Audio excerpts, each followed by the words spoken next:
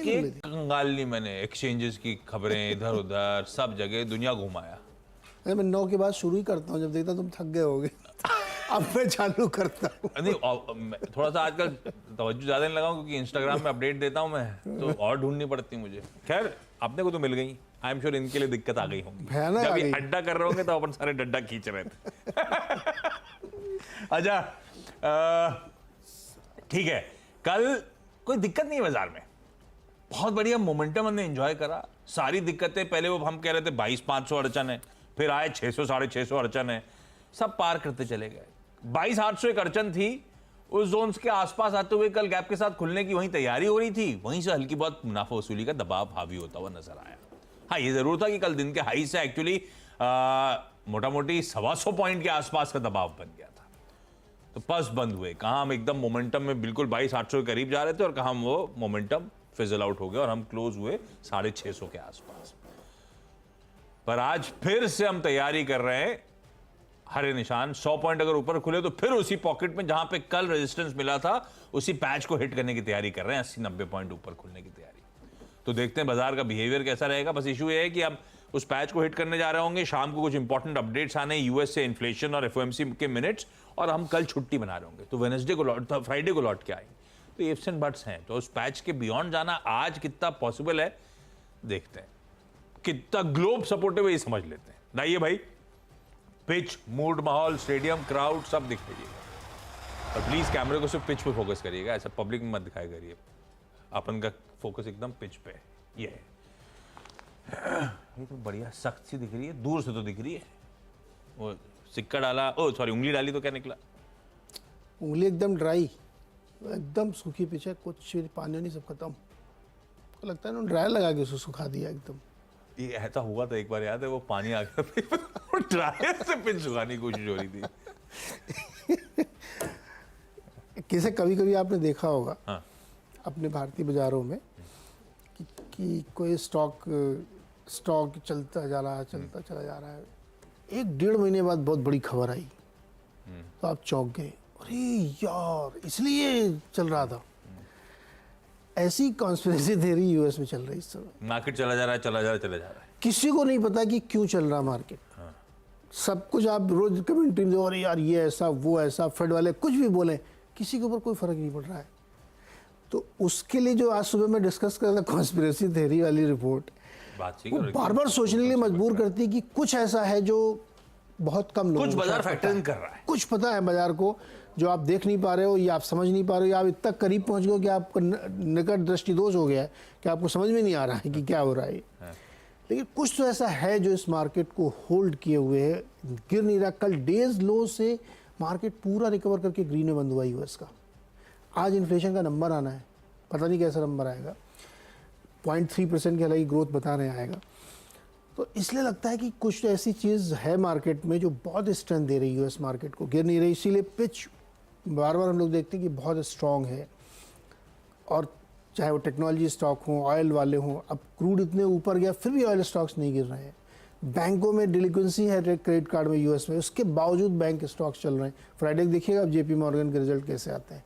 तो मुझे लगता है कि आप ट्रेंड के साथ आप चलिए, सावधानी जरूर रखिए, लेकिन पिच में कोई प्रॉब्लम नहीं लग रही मुझे। और अब वो 4 जून का इंतज़ार हमको और बेसब्री से हो रहा है कि गुरु क्या होने वाला है उस दिन। तो मुझे लगता है कि पिच तो बहुत ही अच्छी है, आप छुट्टी हो ना हो, कुछ भी कोई डेटा वेटा है, कोई फ़र्क नहीं पड़ता उससे। मार्केट अपनी रफ्तार से चले जा रहा है, कुछ तो होने वाला है, तो फिर कोई दिक्कत नहीं है। हाँ। खैर ये मार्केट का जनरल मूड माहौल हो गया। कुछ है जो बाजार फैक्टर इन कर रहा है, कुछ है जो डेटा खराब होने के बावजूद, कंसर्निंग होने के बावजूद दमखम बनाया हुआ है यूएस के मार्केट से, और हैंडओवर बढ़िया ही चल रहा है वहां से। ऐसे में आप वॉच आउट करिएगा भाई, आज का सेशन कैसा पैन आउट होगा। आज निफ्टी बैंक दोनों की एक साथ एक्सपायरी, क्योंकि कल मार्केट हॉलिडे रहेगी। खैर अपन कुछ स्टॉक्स जो अलग अलग रीजन से रडाप रखने चाहिए वो मेंशन कर देते हैं। कल का सबसे ज्यादा बहुचर्चित, सबसे ज्यादा डिस्कस वाला स्टॉक था एक्सिस बैंक, जहां पे 2 एंटिटीज ने माल छोड़ा। अजीब से नाम है वो, दरअसल दोनों एंटिटीज बेन कैपिटल की इंडिया एंटिटी इन्वेस्टमेंट आर्म्स है। तो जैसा आवाज का एक्सक्लूसिव था, 3,33,00,000 शेयर्स बेन कैपिटल की उन एंटिटीज ने एक्सिस बैंक के बेच दिए। पता था कि हाथों हाथ बिकेगा, क्योंकि डील की डिटेल्स कह रही थी फ्लैट से केवल आधे % का डिस्काउंट। ये बेन का कॉन्फिडेंस दिखा रहा था या मार्केट की को जो उन्होंने सेंस किया होगा। विंडो में हुआ, ब्लॉक विंडो में ट्रांजैक्शन हुआ, इसका मतलब हाथों हाथ खरीदा गया। एक ही चीज नहीं पता थी, वो किस तरह कौन कौन से प्लेयर्स की डिमांड थी। FIS DIS दोनों ने, और खासतौर पे FIS तो बहुत एग्रेसिवली खरीद के गए हैं। अच्छा, FIS की इतनी खरीद हुई, उसके बावजूद कल FII का आंकड़ा 600 करोड़ रुपए का नेट सेल का ही है। तो और Bain Capital I am sure FDI में क्लासिफाई होता होगा, FII का नहीं होगा। तो ठीक है, सोसाइटी जनरल 62.5 लाख शेयर्स खरीदे। मॉर्गन स्टैनले 43 लाख शेयर्स खरीदे। गोल्डमैन सैक्स 36 lakh. BofA Securities 30 lakh. Copthall Mauritius 15.5 lakh. Baillie Gifford funds 15 lakh plus. Mirae Asset 14 lakh.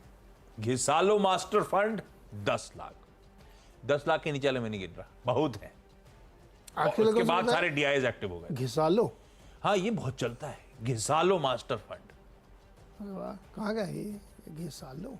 ये देखिए, अगर बेन कहाँ का है, नाम तो उसने ऐसा रखा है गुजरात का बेन बेन, घिसालो विदेश इसका घिसालो यहाँ का नहीं है, कहीं विदेश की, अफ्रीका का लग रहा है मुझे। नहीं है। एक बार देखो आप, मेरे ख्याल से US का है, इसके घिसालो बहुत नाम आता है, बड़ा फंड है। तो काफी marquee FIs largely check in हुए, ज्यादा बड़े चंक्स FIs ने उठाए, US से का है ना। एक्सिस बैंक बढ़िया है, मैं इसको ग्रीन लेके चल रहा हूँ। अब नॉट नेसेसरली आज मूव करे। एक चीज और देखिएगा, इस तरह की जब सेलिंग होती है ना, तो बाजार की नियर टर्म की बहुत सारी एपेटाइट इन फंड्स वगैरह की सेटिस्फाई हो जाती है। अभी थोड़ा बाजार में खरीदने आने वाले, ये अलग बात होती है। लेकिन बहुत भरोसा जताया लोगों ने, 1080 चलना शुरू हुआ है, अभी भी अपने ऑफ हाइज ट्रेड कर रहा है, इससे ग्रीन रखते हैं अपन। आने वाले दिन इसके लिए फिर बेहतर ही है। कई बार आप शॉर्ट स्टॉक सिलेक्ट करते हो तो आप, एक पैरामीटर होता है कैसे शॉर्टलिस्ट करूं, तो FIs कहाँ खरीदारी कर रहे हैं एग्रेसिवली, या प्रमोटर्स कहाँ बाइंग कर रहे हैं, ऐसे भी शॉर्टलिस्ट करते हो। तो शॉर्टलिस्ट करके दिया FIs ने, आप थोड़ा पढ़िए और नजर रखिए एक्सिस बैंक पे। ल्यूपिन दूसरा, थोड़ा सा लंबा चार्ट खोलिएगा, बहुत बढ़िया एक तरफा मूव के बाद बहुत लंबा कंसोलिडेशन टाइप चल रहा है अब ल्यूपिन में। भाव अटका अटका सा फील दे रहा होगा आपको। तो ऐसे कंसोलिडेशन में एक अच्छी खबर है, तो आई एम होपिंग ये देखिए बहुत बढ़िया मूव्स आए। 2 साल तो बहुत बड़ा दे दिया आपने, 3 महीने दिखाइएगा तो कंसोलिडेशन दिखेगा आपको। उसके बाद ल्यूपिन ने कल पहली जेनरिक वर्जन ओरासिया, कोई कैप्सूल्स हैं उसकी US में, अरे यार 3 महीने का चार्ट बदलिए ना भाई, US में दिखाया, लॉन्च किया है। ये इन्फ्लेमेटरी लीजन्स जो होते हैं एडल्ट पेशेंट्स में, उसके ट्रीटमेंट के लिए, जिसका US का मार्केट साइज डिसेंट सा $128 मिलियन की एनुअल सेल्स। ये देखिए, मैं जो कह रहा था कंसोलिडेशन, खबर ठीक है, अच्छे मूव्स के बाद कंसोलिडेट हो रहा है, अच्छी खबर आ रही है, ग्रीन रखा है इसको, ल्यूपिन को आज के लिए। फिर एक निर्लॉन को ग्रीन करा, किसी प्लेयर सदाफुली ने 9 लाख शेयर्स बेचे। वो सारा का सारा मोटा मोटी चंक, मोटा मोटी क्या 200-300 शेयरों का इधर स्लिपेज दिख रहा था, बाकी तो सारा का सारा 9,07,000 shares ICICI prudential mutual fund ने खरीद लिए। अपन ने निर्लॉन को रख दिया ग्रीन, 3 हो गए, तीनों ग्रीन हो गए। आई टाइम ग्रीन है, इनका तो कोटी ग्रीन है। हाँ, आप बताइए ग्रीन है ये, क्या कलर कहेंगे? अपने को स्केच पेन के जो 12 कलर है उसके बाद आता नहीं है, वो लेवेंडर अपने समझ में नहीं आता। अपने बचपन से सीखा dark green, light green, blue, dark blue, तो अपन वाला ये ग्रीन के शेड में जा रहा है ये। अपन